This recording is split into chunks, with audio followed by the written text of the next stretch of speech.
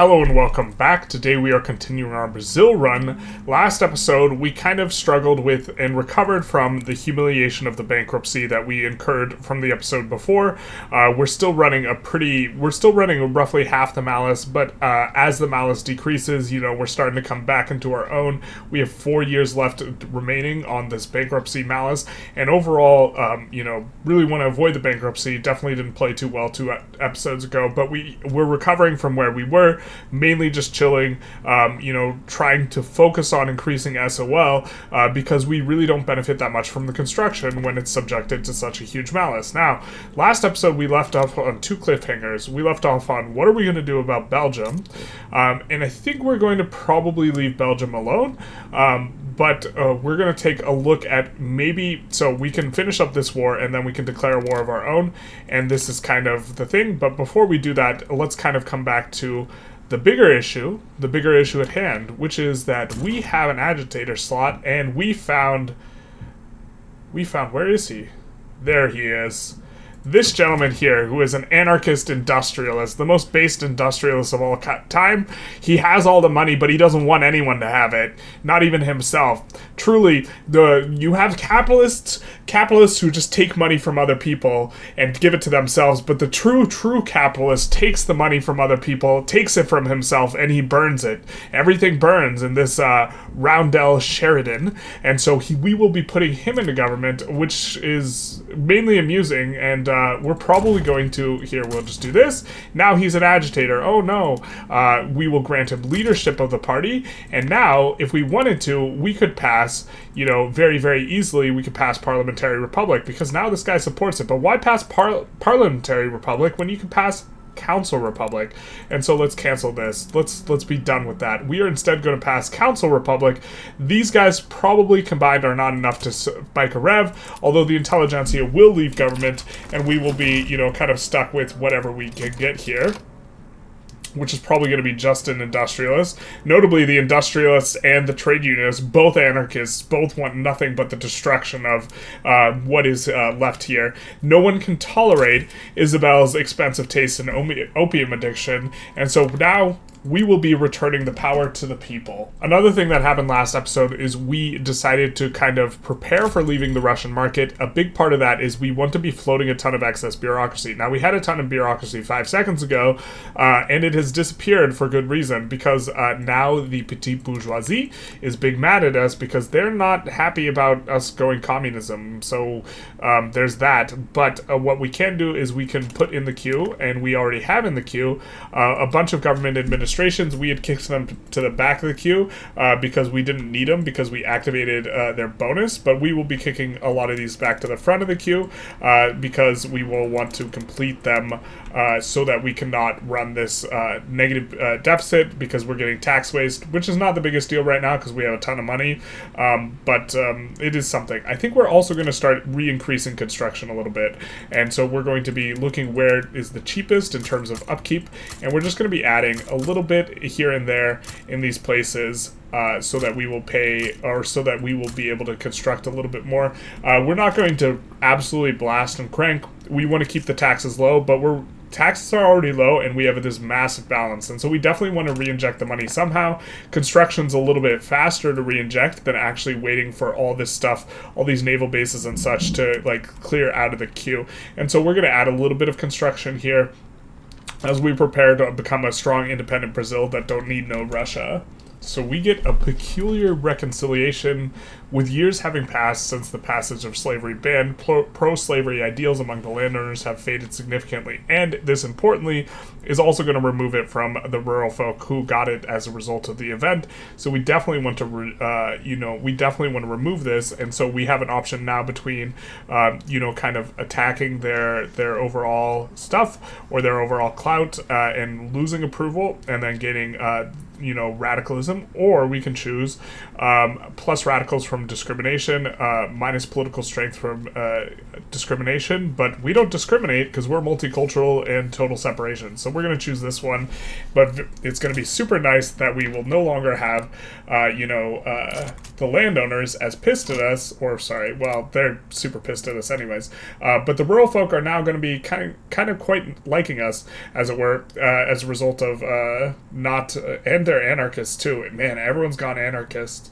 They're going to like us a lot because we no longer have the pro-slavery ideology on them, and they notably are much stronger than an average rural folk at giving extra migration attraction, which does make Council Republic for Brazil a lot more attractive in general, because you generally get a really strong rural folk, and their rural folk is really strong. Their intelligentsia is pretty weak, only giving prestige and radicals from standard of living decreases, and so this is maybe something that you want to consider in your Brazil runs, is trying to get the rural folk powerful, and just about the only way to do it, you can go homesteading, but one of the easier ways to do it is going Council Republic. So we built up to a little over 1,000 construction, or we will in these 2 weeks after these construction sectors finish. We're still running a positive balance. We don't really want to be running a positive balance, but we don't want to be paying any sort of interest, and so we kind of just want to be break-even-ish, especially because of this plus loan interest rate modifier here. We are just kind of keeping an eye on things in that regard, but we now have a bunch of excess bureaucracy, and we're kind of, once we get this next level down on colonial affairs, then we're going to break away from the Russian market, and we're going to be in for a whole bunch of pain. It's going to be ripping off the Band-Aid, though. We have a bunch of convoys. We have 11K convoys, and so this, combined with us having a bunch of adjacencies to a bunch of different markets, is going to hopefully allow us to run enough trade routes to kind of normalize our prices, such that we can stay with a fairly healthy GDP and income, and then become rightfully independent. Hopefully, maybe around about the same time, we are going to be passing Council Republic, which we are getting a little bit of a tick on here in just a moment. Spilling of noble blood. Sometimes you gotta spill it, sometimes you gotta spill it.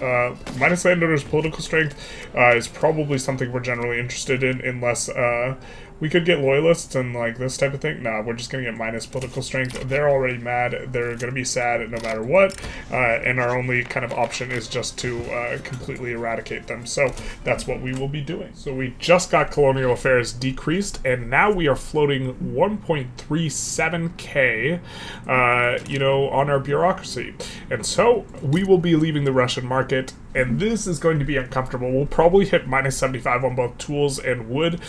We are really supplying a lot of those, and so we are going to leave. We're going to get negative relation, and yeah, that's the thing. That's the ticket, isn't it?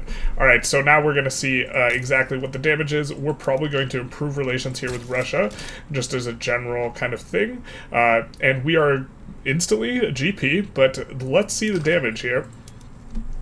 So we are going to have a pretty significant deficit of silk and ironclad, so we're going to be importing that. Just about everything that's plus 75 we're going to be importing. Look at that. We're just getting crushed on the clothing in particular. We might even import basic clothing. We don't want to tank our SOL too much, and these import routes will be highly profitable, but a lot of these routes will decrease very, very significantly, or won't look anywhere near their size, because we have 22k convoys, we have around 10k available, and so they'll not be quite this big, because this big is contingent upon us having this amount of convoys. Look how many thousands of convoys are required for this.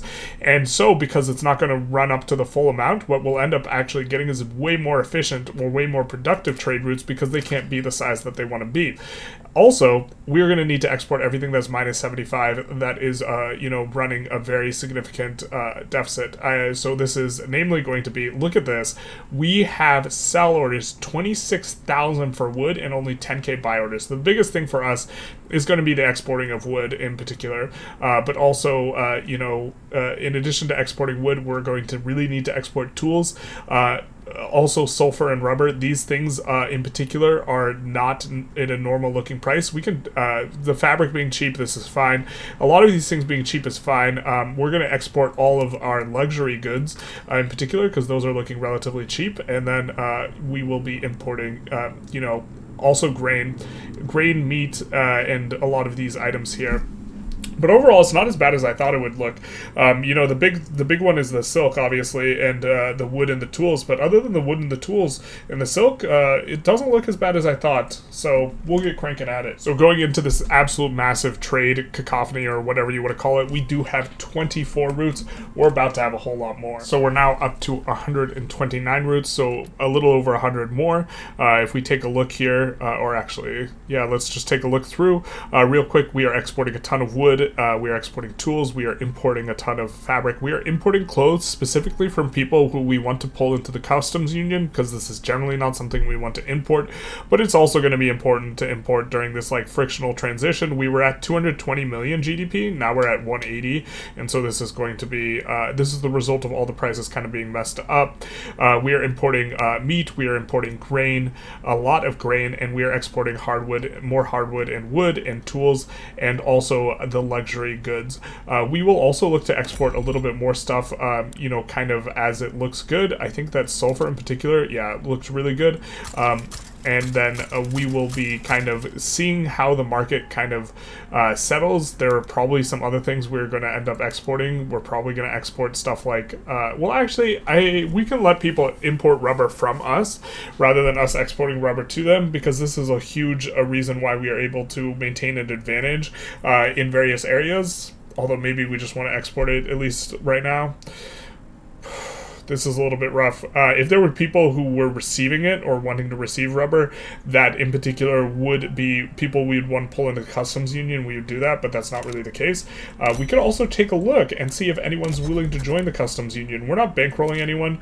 No one's willing to change to our customs union, this type of thing. Oh, you know what? Getting Belgium into the customs union might be a decent shout. It looks like they like us a lot anyways, and so maybe if we get them into the customs union, then we can protectorate them without the UK joining against us. Well, we would be able to protectorate them without the UK joining against us, which would be kind of a pretty good game for us. But in particular, we're looking for high population targets to invite to the customs union, so that we can siphon off pops from them. So someone like Egypt would be really good. They have a decent amount of pops. They do have closed borders though. So this is kind of the norm. There's a lot of closed borders, kind of starts in a lot of spots. And so this prevents you from siphoning off pops, but Ottoman Empire is one of the bigger people who has a lot of pops that is not in a market. So we would maybe want to change them over. We can, of course, now make trade agreements. And so this is also another very significant thing. And we are going to lose, if we have not already, we are going to lose all of our rivalries, or a huge chunk of our rivalries, because they're all on kind of lower rung targets, and we are now a great power with everything that comes with it, which notably one of those things is migration attraction. So that's going to be nice. Maybe we trade agreement Egypt. Yeah, sure, why not? Let's do it. They have relatively high pop, but we will be moving from a plus 10 migration attraction from being a major power to 25 from being a great power, and so this is going to increase our migration pull quite a bit, and we will be pulling, even though we're not going to be pulling any more Russians from their customs union, we will be pulling instead more mass migration events as a result of that plus 25%. Hopefully. We're hoping that it kind of makes up for it, and we can still grow our population quite a bit. Well, this is awkward. This is not what Pedro wanted. This is not what Pedro wanted. Empress Isabel de Braganca was riding her carriage between Rio de Janeiro and one of her country estates. A revolutionary threw himself under the carriage with a live grenade, slaying both the Empress and himself. That is awkward. We're sorry, Pedro. We couldn't keep her safe by ejecting her from office, and instead we have this. So we can gain progress in the Civil War. We get legacy of regicide, authority minus legitimacy minus state penalties from turmoil. Or we will also gain progress on the revolution, but we can get, in addition to this, National Guard and Secret Police pop support, and Benjamin will change either to traditionalist or authoritarian, and he gets really mad, Big Madge. We're going to prefer him not to be Big Madge, so we're just going to do this, and he is now the new emperor. Long live the emperor is dead, the empress is dead, long live the emperor, and unfortunately we have Bandit, which is the worst trait in the game, which gives minus infamy decay okay, and so all the more reason to go Council Republic and get this guy out of here. You know what? But Pedro would not approve of how everything has gone down, I don't think. I have to imagine he's not happy. Rolling in his grave. So, following the death of Isabel, the revolution has gained a lot of progress. And despite the fact that we're making decent progress into passing Council Republic, I think now is just not the time. We're mourning. We are going to come off of this and not pass this law immediately. Now, instead, what we'll do is we will just wait. These guys will be happy that their revolution succeeded, or their insurrectionary thing. They want appointed bureaucrats with a ton of support for it. I mean, maybe we could just go appointed bureaucrats just to get rid of a lot of these guys. Appointed bureaucrats isn't quite as good as elected bureaucrats for us in most cases. We would much prefer the bureaucracy institution cost multiplier being decreased because that's what we're spending a lot of our stuff on. But we will see if we get any movements on behalf of some of these guys. Well, actually, I wish I knew which movement these guys were going to kind of try for. This would be very useful because we would be able to maybe back it and this sort of thing. But with the trying to think of the best thing we can do here, it's probably just going, instead of going for we can't go for parliamentary right now. Damn, how close are we to, what do we need, 5 months? Okay, so we can maybe try and pass something in the meantime, because we had come off that in order to switch up. We couldn't go homesteading very easily. It's just a weird spot here. We could get off a laissez-faire, but that's not really we're planning on getting off of it by going something wildly to the left of it. Could even go protected speech, which is not terrible. It would make it so that we can't we cannot suppress or bolster. We're going to lose some authority, but this is really not too big a deal. Or we could just do this to make them happy. Could go after wealth voting, actually. Actually, let's do universal suffrage. Armed forces, petite bourgeoisie don't like it. But if they're in the different organization than the appointed bureaucrats, that'll be fine. And this rev will be hopefully much more manageable. Armed forces and, yeah, these guys together is not going to be anywhere near as big. And this will really give a ton of clout to the trade unionists. And so it's not like what we were trying to pass in terms of the opposition, where Council Republic had 23%. This is only 19%. So I think we can get away with this. And I also think we pass it disgustingly fast. So we're going to go for it. And also, we don't really need the revenue right now. So I think we're going to get rid of this consumption tax just so we can pass it way, way faster. Or faster. Way is perhaps a little bit generous. And then we'll slot the Intelligentsia in government because they'll be pretty happy with what we're doing with this whole shebang. And then we should be able to get onto universal suffrage relatively quick. Oh man, that really just sparks the rev, huh? That's just enough to radicalize you guys? Jesus. Oh, that's rough. We don't want to peel off of it. We might try and pass it for a little bit and then see what happens exactly. And if we don't force a rev, or if we don't spark a rev in 5 months, I think what we do here is we switch to instead passing Parliamentary Republic, which is going to be a little bit easier to pass. And then this will just be these two, so it's quite a bit less clout. And we could suppress, maybe, one of these interest groups and try and marginalize them. Certainly to get rid of their malice would be a decent shout. We could also try and bolster the rural folk. Maybe we will get a little bit better gov. But I think we'll just take the extra enactment speed. A little bit rough trying to transition after the death of Isabel. So the economy has mostly recovered here. We did delete some trade routes that were not very profitable, and we will continue to prune, the trade routes that don't have positive revenue. But we do have to give them a chance to readjust every time we delete some. And we have changed our approach here. Instead of just trying to race it, what we're going to be doing is we're going to be suppressing both the landowners and the petite bourgeoisie. If we get an election during this time period, that would be particularly good. But I think that if we can decrease them below 80 in terms of the support, or sorry, the radicalism rather. If we can decrease this below 80, then what we can do is we can probably just look to push through this anyways. We get street side standoffs, sure. Our men are professionals. And so we're sort of trying to race it. We do have a relatively high police institution. It's increasing right now. We'll probably increase it all the way. We might as well. And so this will be nice for us and hopefully allow us to do this because we don't really need as much bureaucracy for all the trade routes that we're running. We're also building up in Lima to a level 5, power plant. The reason being is then we can slot in our pretty good power plant company, which I think we will slot out the gold company maybe.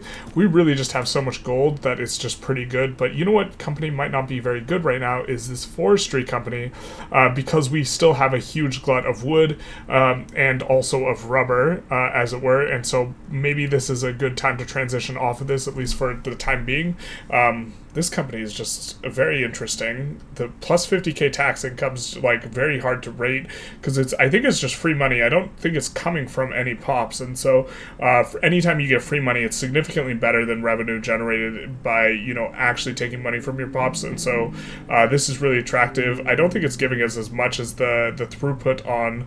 We're getting 200k from GDP and we're getting a ton from goldfields. Like I think that we're getting more money from our gold company and the throughput on that than we are on this company, but this company is also giving us trade route competitiveness and throughput and construction speed on the shipyards. Maybe it's not as good as like it kind of looks, but it's very interesting company. It's probably not as good. Maybe we actually should even slot that out rather than the wood company. We'll have to have a little bit of a think on that though. So we have an election coming up, which is spectacular for us because we successfully marginalized the landowners. Now unfortunately they still have a decent chunk of what looks like momentum, but I'm thinking that they will perform pretty poorly in the election as a result of projected votes down on 800k, so that's actually pretty good. But hopefully that they do poor enough in the election that this revolution's no longer spooky. And this is a result of us suppressing them out of being eligible to gain votes in terms of being in the opposition party rather than being marginalized. We could also swap to bolstering. It would be maybe reasonable to swap to bolstering the rural folk here. So let's actually bolster the rural folk here because the rural folk will support kind of what we're doing right now, and we were floating a little bit extra like that. Don't quite want to do that. We can pay the armed forces a little bit more. Let's pay them a little bit less because we actually don't want to increase their clout, at least right now, because they are, trying to be insurrectionary. Alright, so we get our election, and hopefully this has decreased the clout of these gentlemen by enough. We are much more legitimate. Let's see if we can reform to become better. No, we can't, but this is going to help with that stuff a little bit, and we see, rough. They're still at 91. Okay, they're at 89. That's a little bit more, 90. That's a little bit more manageable. We also have a play to annex Ecuador. In here, we weren't doing it because, and we've annexed some other guys, we weren't annexing anyone because we knew Russia would join every play against us because we were annexing their customs union members. Now they no longer feel that way, and so now we can kind of safely go after Ecuador, and by safely I mean we'll have to fight Spain, and so we put in liberate Portugal, and overall this should be okay, but it's more manageable than fighting Russia. We're sort of timing here, but France declared on the Rhenish East Indies, which is the subject of our subject, so we don't automatically get pulled in on that for conquer Pontiac. There's Pontiac, and then what UK has joined in on their side, and so this makes this a very easy war to win. They are worried, and we can sway in, with a war goal, and we can sway in with a war goal on kind of the last little bit of French influence in South America. We could ask for something a little bit crazy, liberate, various countries, transfer is something we could ask for. I don't think we're going to do that because we don't want to do all this infamy. We would like to liberate the Japanese shogunate, but overall, we're just going to ask for the very, very humble French Patagonia. So conquer state. We're going to scroll through the millions of states that are in here, and we're going to find French Patagonia, and we are going to say, hey, would you please give us this? It's going to be a decent chunk of infamy, quite a bit more infamy than we would like, but I think that we could also dust this up pretty quick because the French are unlikely to just put people here because they do very strange things, and so we'll just mobilize this guy. We'll put them on this front, and we hope that France doesn't commit very many troops, or we hope that we become the war leader. Cool. We hope that France just backs down. This would be kind of preferable to us. And okay, so now this is the primary demand. And what happened to Great Britain's just in it. Great Britain just loves it. Okay. They were called as an ally, but now it's not necessary. We maybe want to call in this guy with an obligation. Probably not. Call in this guy. Transfer states. Probably not. And so I guess we'll just be kind of continuing in here. But France, or hopefully just backs down from this and decides they don't want this heat. We are technically in bankruptcy, which makes them less likely to back down. Big yikes.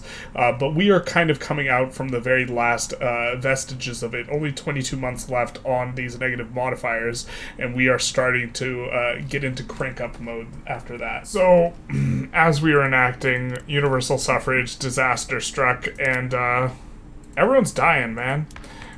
Isabel died, and now the absolute Chattis, the maddest Chattis, has died, who was the main reason we were able to go for like one of these laws. And so now there's just no shot that we with 14% success chance and a rather big revolution coming, there's just no way. We're just not going to be able to swing it. We are rolling tons of positivists as a result of this positivist journal entry, which is times out in 8 months anyways. And so it's kind of lame that we've rolled into another positivist, although this is one of our generals, so maybe we should have done something a little bit different. But big sad, we really need to get this guy out of office. This is just absolutely the worst kind of like modifier you can have, and we can't abdicate, and like he's hated, and like, oh man, bandit's just so bad. It's just so frustrating that we have a bandit here. That like, okay, but anyways, I mean, we just can't possibly do wealth voting. We could maybe do technocracy. This would make these guys who are really mad at us really happy with us. All these technocrats, but there's just no way for us to go, for us to go universal suffrage here, which is just so unfortunate. And there's also like no way for us now to go council republic, but we could go parliamentary, I guess. This is our our sort of thing that we can do, and of course by going parliamentary we will be getting this guy out of office, and so I guess this is something. These guys will be super happy now. Overall, people are happy. We'll probably rake back some of these suppresses and bolsters because there's not quite, well, actually bolstering the rural folk makes some sense, and maybe start to put in some consumption taxes because we are. Actually, maybe let's put in transportation, or actually no, let's put in the two luxuries. It's probably going to be a little bit better than transportation, and this will be good because we are running a pretty big deficit now. Expanded out construction a little bit. We're fully mobilized. This movement should kind of go away. And we are in on Spain, and we are still hoping that France just backs down. So these two simul wars are a little bit stressful, but we do have the primary war goal here on France. We do notably have to conquer Eastern New Guinea, or we have to occupy this, but this is a simple landing, and so all we have to do is defend, kind of Patagonia and defend Pontianak, and we will be fine. And this thing with Spain, we could probably wipe peace out relatively soon. We're having a little bit of difficulty, pushing the front, but we are enforcing on them quicker than they are enforcing on us. In particular, we're having trouble overall with the morale. We might switch to all defense here, actually, for a little bit. We have another landing coming around the other side, so hopefully if there's no navy to intercept here, we will actually get in pretty quick as soon as, our navy becomes available, or whichever navy's coming over to facilitate that. Also, we have this 35 stack coming in, and they're going to be a little bit fresher than the 65 stack that's currently on the front. But between the two of them, maybe they can hold out, just defend what's kind of been gained, and hope for getting the naval invasion on the other side. We also are starting to gain prosperity bonus on the company we slotted in, which is going to be Empresas Electrices Asociados, which is going to give us 5% construction efficiency. Combined with the fact that we are almost out of the bankruptcy thing, this is only giving us negative 10% state construction efficiency. So we're kind of back, baby. And, in terms of the peasants, we have not too many peasants, so I don't think we'll fully ramp up, ratchet up taxes and, ratchet everything back up in terms of construction. Maybe we'll go to 1,500, 2K construction, but the first thing is going to be settling both of these wars. which will notably be giving us back a good chunk. And then we will only have to fight Russia and the UK in order to fully unify South America. Well, this is France handled. Also, very curiously, we can land Spain and then push into France, even though they're not on the same side in a war together. But we're going to propose a peace deal. We're going to get Eastern New Guinea for the Rhinish East Indies. We're going to get Patagonia for ourselves and some French war reps for ourselves. And this will also resume our trade with France as long as we're not embargoed with them, so all that goes away. We wanted those trade routes anyways, and now we can kind of turn our attention back on Spain, who is currently kind of enforcing on us, but to be honest, this is not as, spooky as it looks, because we are going to be able to bring more guys to bear that were defending against France's landings previously, and also they're pretty exhausted at this point. We're pretty exhausted at this point. We're really exhausted of not passing a law in, forever. I think out of the last 10 law passes, I think we've succeeded in 1 or 2 or something like this, or 3 maybe. Just a very, very not good luck at all. But we are going to be pushing in on the capital now on them, and I think we'll get it. We're only taking exhaustion at a rate of 2, but more importantly, we don't really care about giving up the war goal that they have, and so once we tick them below 0, what we will likely do is we will just give them regime change in Belungen for free, but we will still want to liberate Portugal, get war reps, liberate Catalonia, these types of things. We've also been pushing railways specifically because we want to, try and specialize a little bit, we wanted to unlock all the good techs so that we don't have to swap multiple times, and so we've unlocked all of the electricity techs kind of before we really get electricity going. We are going to exempt everyone who's not profitable on these, which I think includes these guys. No, okay, so we're going to swap these guys over, which might fire down some guys, but we need to create the initial demand. We've put in electricity in a few spots around here, and once they get going, then they will be profitable. And so we've only built electricity in some key areas in order to avoid weird auto expands, but then we will be putting on, electric sawmills, which, to be fair, wood's really cheap, so this is maybe not going to be super, super good, but we also got electric railways coming in, and so we're going to figure out what tech we want to research next. Plastics is appealing, but it is natural spreading, so we probably want to leave plastics alone and maybe go for compression ignition, which is a bit spicy. Alternatively, we could go for something like machine guns. We could go for some mill tech. We already researched destroyer a good amount before we swapped. We could also go for some macroeconomics, which is maybe going to be the way to go.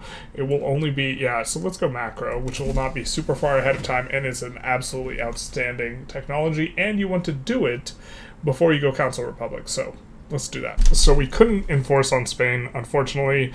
We just kind of low-rolled multiple times in terms of our battle, specifically over Toledo, and we basically just surrounded all of, the capital without actually taking the capital, which is a bit unfortunate for us. But I think we're going to conclude the episode here. This episode, we kind of ended the humiliation of our bankruptcy. I think the modifier's gone now. Yeah, it looks like it's completely gone. So that's pretty nice. Isabel died, which was not as nice. And we also became a strong independent market that didn't need no man. We are now our own market. We haven't really invited anyone to the customs union yet, with one exception. We did manage to get Belgium into our customs union instead of their own, and Belgium's not doing too hot. They don't have a lot of pops, and they're an insignificant power. This is probably the worst I've ever seen Belgium do, but this is going to make them way cheaper to protectorate as a result of them being smaller. We could even trade state with them, or I suppose we could probably try is the thing.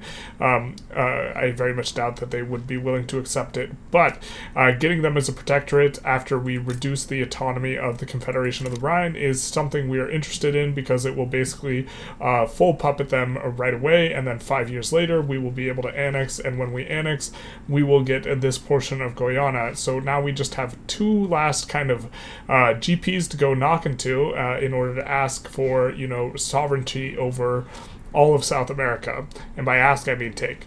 United States has also been having some difficulties after, following our war in the same way we have. They've revved 3 times, and while we haven't been as focused on it, I think that war really hurt them quite a lot too, in addition to just absolutely crushing us. 2 episodes ago, or was it 3? Anyways, I hope you enjoyed this episode. If you did, please feel free to like, comment, subscribe, do the YouTube algorithm thing, and have a good day.